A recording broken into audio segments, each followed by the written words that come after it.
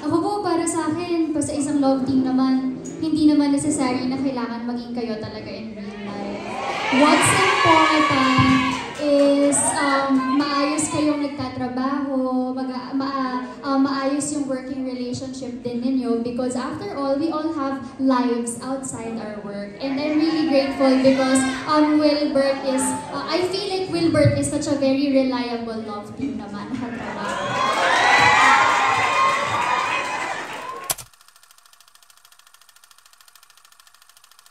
Alam po yun. Kanyari po, chini-chase po ako ni Teo, ganun po. Ay! Hindi po. Ay po talaga gusto ko po kasi po parang ganun po talaga kapag babae ka. Parang ang pangit kung babae yung maghahabol, diba? So, mas okay yung... Yes. Okay, thank you. Moving on, no need for explanation. Just answered.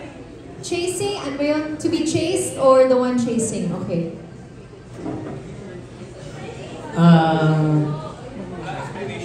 Walang explanation? No explanation. Hindi ako na lang yung mahabol. Okay. Pero gusto ko naman yung hinahabol. Ako po, kung may kailangan ko iabot na habulin. Iabot na pala. And then ano po, chini-chase. Yeah. Gusto ko yung ako yung naghahabol.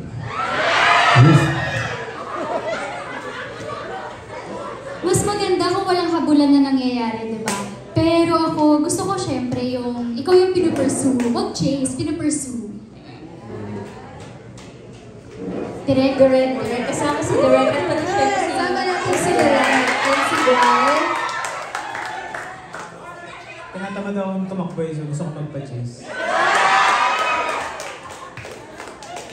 Ako din yung chini-chase. Chase din po. For me, being as a guy, gusto ko na nag-challenge kami, so nag-chase siguro.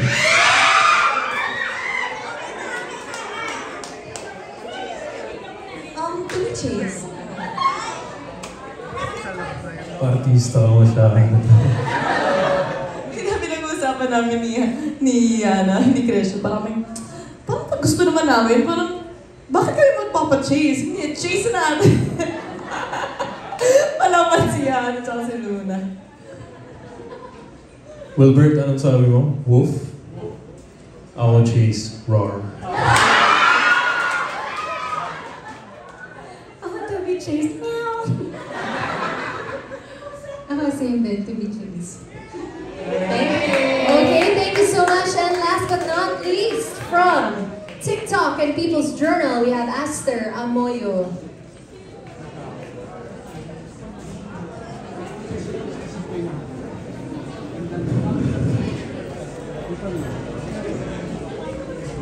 Ang hirap ng finale question eh. Kasi hindi ko alam. Andito ako sa taas, andito ako sa balcony. Of course, I'd like hi Heaven at saka si Marco. May utang pa kayo sa aking dalawa. I hope one of these days matuloy na tayo. And of course, looking forward to Haya and Gab. Sa inyong dalawang pair, una muna kay Marco at saka si Heaven. Kasi natutuwa ako sa inyo. Like, you were the very first one na nilaunch sa love team dun sa Rain in España. And here you are, you're still here. The second, I think the second book, Higway, si Jerome naman at saka si Krisha, right? And this is the third book, si Gab naman at saka si Haya. Now, being parang, since ang highlight ngayon, nakafocus kay Gab at saka kay Haya, anong pakiramdam nyo, considering na of all the love teams right now that Viva has, kayo ang pinakamainit?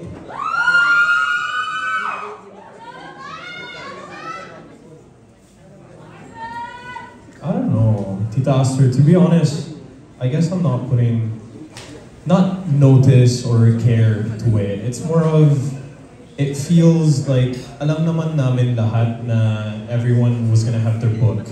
So like, you know, I'm actually happy na nauna kami kasi parang yung lahat ng bigat. Parang exam lang sa school. Kami nauna, tapos na.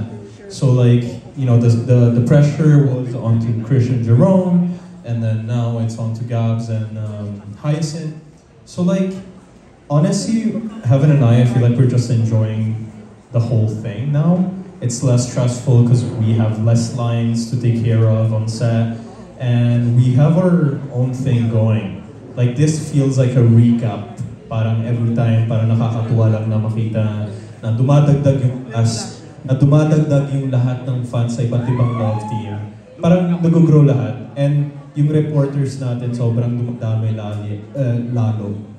Yeah, you know, super chill lang. Walang ano lang. Kakatuwa nga eh. Ang dami ko ng banger nakikita kay Hyacinth. It's cute. Heaven?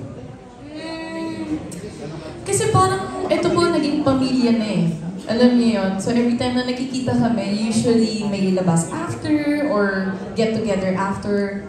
Kung hindi man after the work, minsan kung sino lang yung libre.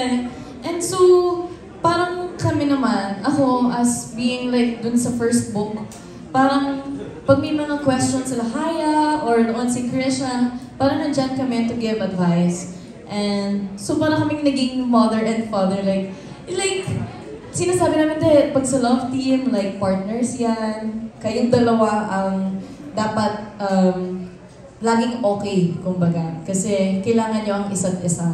Laging maging magkaibigan or magkaibigan.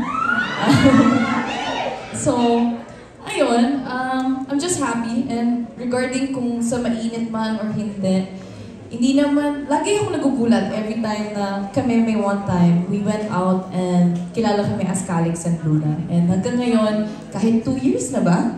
Has it been 2 years? 2 years. 2 years has passed and we're known as Calix and Luna and nakakataba ng puso all the time. Ewan ko, minsan pag naririnig ko yun, mas lalo ko na-inlove kay Marco.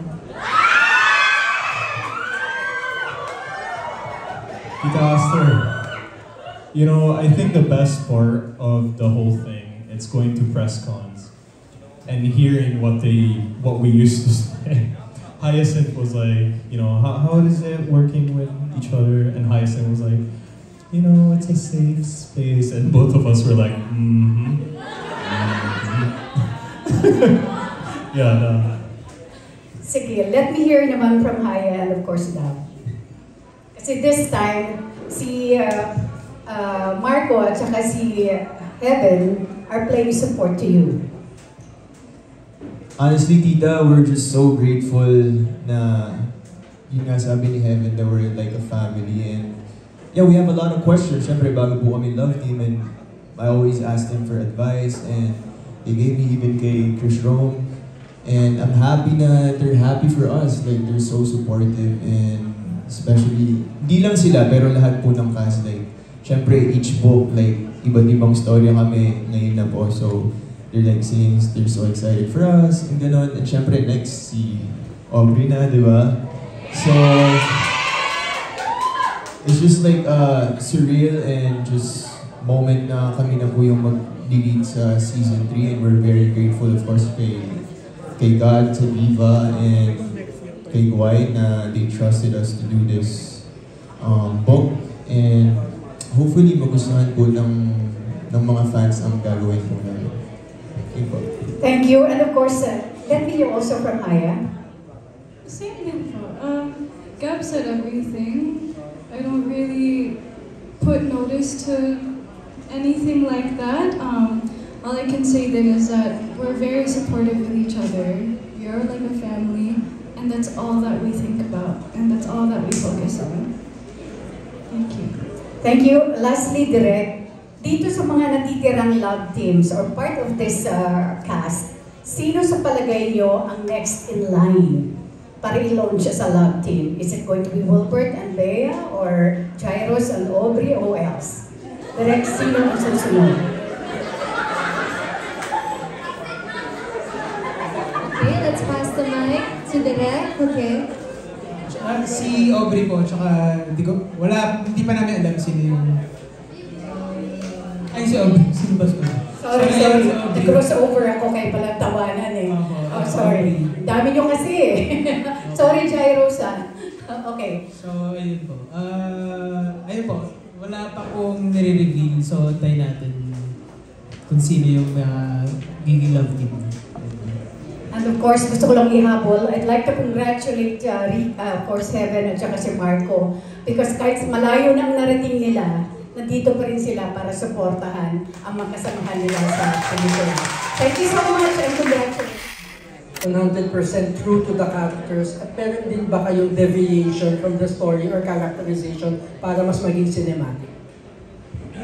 Related kasi I think nabasa naman na nila even before pa kasi third book na to. So, and ano kasi siya, di ba? Interconnected lahat ng mundo. So, alam ko nabasa na nila lahat.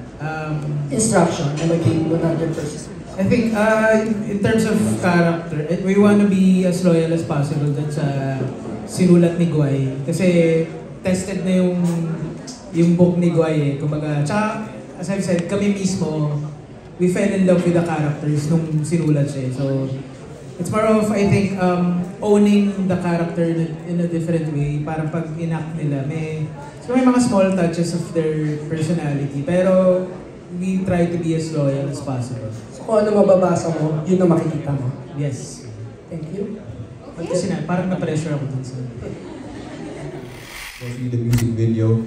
And I'm just happy to be there with her, like seeing her grow as an actress. And I think, syempre Marvin na yan, hindi namin, ayaw po namin mag-compare. And we just want to grow as a love team na may each identity. Yes, I see. I mean, of the same thing, I don't really want to think about that. I don't right now. I mean, so far we're just really focusing sa project natin, and of course our relationship and the foundation of our relationship din. Pero so far, you know, I feel very, parang kilig na kilig ka, Yasinta. All I can say is I'm very grateful that Gab is we're a team together, and I feel very safe with him, and I'm very grateful for that. Thank you. Krisha, kayo, kumusta ni Jerome? Hi po.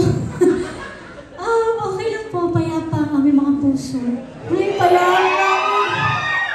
Kalma lang naman kami. Siyempre, yun ang masasabi ko po, kasampul ka usap ko. Ito, hi. Ay, ayun po. Nasaan siya ngayon? Wala dito.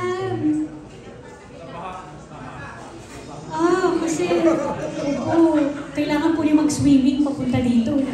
So, dyan na lang muna siya ako. Hindi mo ba siya dadamayan? Tutulungan mo sa bahay? Nag-message naman po ako na sana everybody safe, na sana maging safe sila doon sa... Safe naman. Mukha naman. Ayun, thank you sa mga couples and congratulations. Okay. Darius. Or baka kayo na. yan. Kami din matagal, kami pinakamatagal. Sa dulo pa po kasi istorya namin ni Jairus. And for now, we've been really enjoying being with the whole Mercada. And ewan ko, saya naman katrabaho. And let's go! Hindi. Siyempre, like what Nicole said, malayo pa talaga yung book namin. So as of the moment, we enjoy each other's company talaga bilang co-workers kasi actually, the next book, mas nag-upgrade din yung connection namin in terms of working with each other. Mas naiintindihan namin isa't isa kung anong dapat gawin sa promos and sa show itself. So, yeah, getting better every year, so we just enjoy each other's company, diba? So, yeah. So, pasasagutin ko pa si Wilbert at si Bea kung kumusta na ang relasyon nyo. Kumusta bang relasyon namin? Wala naman po. Ngayon nga lang kami magkakatrabaho nito. Ay, well, sa Nocturno. But, ako po, para sa akin, sa isang love team naman, hindi naman necessary na kailangan maging kayo talaga in real life. What's important is maayos kayong nagtatrabaho, maayos yung working relationship din ninyo because after all, we all have lives outside our work. And I'm really grateful because Wilbert is, I feel like Wilbert is such a very reliable love team naman.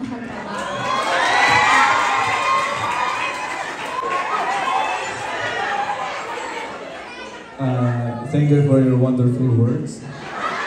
Kaya matagal na po kasi yung book namin, so friends naman kami. Ba't